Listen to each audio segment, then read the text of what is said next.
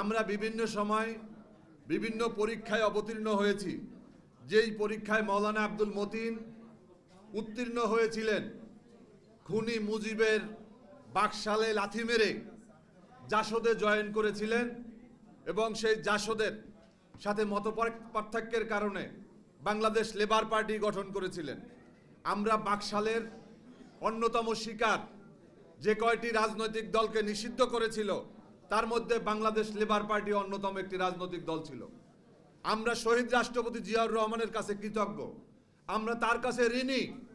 এজন্য আমরা শহীদ রাষ্ট্রপতি জিয়াউর রহমানকে আমরা মাথার উপরে রেখেছি, আমাদের মাথার তাজ হিসাবে তাকে রেখেছি। আমরা মনে করি শহীদ রাষ্ট্রপতি জিয়াউর রহমান বাংলাদেশে বহুদলীয় রাজনীতির প্রবর্তন না করলে আজকে আমাদের এখানে যারা উপস্থিত আমাদের সবার বাকশালের সদস্য হওয়া ছাড়া কোনো গত্যন্তর ছিল না। বাংলাদেশ লেবার পার্টি মৌলানা মতিন আজীবন আজন্ম আমরণ এই বাংলাদেশ জাতীয়তাবাদী দলের সাথে শহীদ রাষ্ট্রপতি জিয়াউর রহমানের পাশে ছিলেন।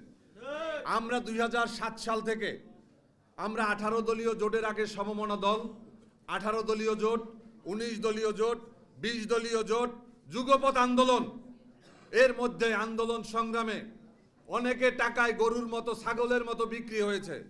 বাংলাদেশ লেবার পার্টি গরু ছাগলের বাজারে বিক্রি হয় নাই। আমরা বিগত আন্দোলন সংগ্রামে আপনারা দেখেছেন 5 তারিখের জুলাইয়ে যে আন্দোলন হয়েছে, সেই জুলাই আমাদের মহানগরের নেতা আউয়াল মিয়া আমাদের এরকম মিছিল মিটিংয়ে সরব ছিলেন, তিনি শাহাদত বরণ করেছেন।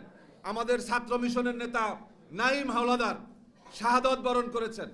আমরা তারপরে এখন পর্যন্ত এই বিএনপি, বেগম খালেদা জিয়া, তারেক রহমান, নজরুল ইসলাম খান, আমরা তাদের পাশে আছি এবং আমরা পাশে থাকব যতক্ষণ পর্যন্ত এদেশের মানুষের অধিকার প্রতিষ্ঠা না হবে। আমি শুধু অন্তর্বর্তীকালীন সরকারের উদ্দেশ্যে একটা কথা বলতে চাই। আজকে তাদের একজন উপদেষ্টা তিনি যেভাবে আওয়ামী লীগের ক্রিয়ানক হিসেবে ভূমিকা পালন করেছেন, এগুলা বন্ধ করতে হবে। মাহফুজ আলম কোথায় কোন ভূমিকা রেখেছেন আমরা জানি না। আমরা একদিন দেখেছি ডক্টর মোহাম্মদ ইউনূস তাকে এই আন্দোলনের একজন মাস্টার মাইন্ড হিসাবে পরিচিত করেছেন। আমরা রাজপথে ছিলাম, আমরা নিজেরা সক্রিয় ছিলাম, আমরা তাকে কখনো কোথাও দেখি নাই। কিন্তু আজকে তিনি বাংলাদেশের জাতীয়তাবাদী শক্তি, ধর্মীয় মূল্যবোধে বিশ্বাসী শক্তির মধ্যে আজকে দেওয়াল তৈরির জন্য চেষ্টা করছেন।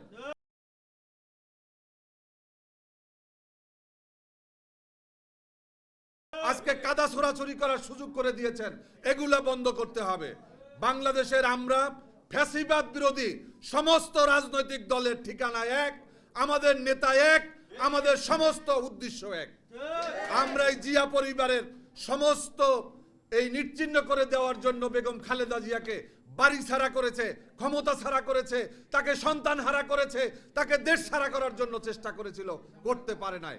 আজকে আমরা বাংলাদেশে যখন একটা নির্বাচনের জন্য সমস্ত মানুষ অপেক্ষা করছে, আমরা দেখেছেন এখানে আপনারা দেখেছেন যে আমাদের এই যে 31 দফা, এটাই লেবার পার্টিও এটার অংশীদার। এটা শুধুমাত্র বিএনপির নয়, এদেশের সমস্ত গণতন্ত্রকামী রাজনৈতিক দলগুলোর এই সনদ হচ্ছে 31 দফা। আমরা চাই দেশনেত্রী বেগম খালেদা জিয়া, তারেক রহমানের নেতৃত্বে আমরা এই 31 দফা বাংলাদেশে বাস্তবায়ন করব ইনশাআল্লাহ।